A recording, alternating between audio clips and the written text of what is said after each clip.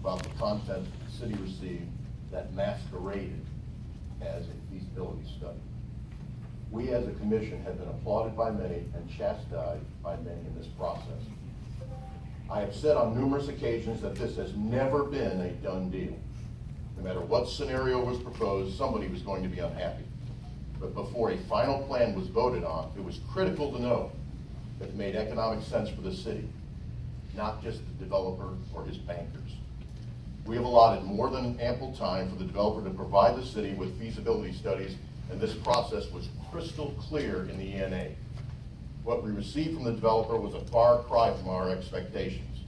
As far as I'm concerned, would not provide a comfort level for the amount of risk being considered. The last communication with the developer revealed that he did not want to do a feasibility study until he had a deal. That is not what the ENA proposed, and without a professional feasibility study, the leases could not be negotiated with any reasonable assumptions for revenue streams to provide revenue for the site. I, in good conscience, could not vote to move forward without a much better defined level of risk. I said months ago the real work would come during lease negotiations. The last correspondence from the developer had lease amounts and terms with little substantive backup to support any revenue assumptions. For all these reasons, I could not support any further negotiations with Mr. Sonnenblick. The good news is this process defines several possibilities for using the marina to revitalize downtown.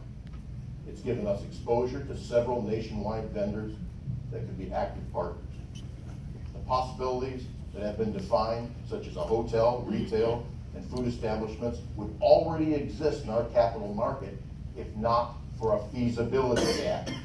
The studies that I have been desperately waiting for should and would define that gap and give the commission a basis to accept or reject the development plan.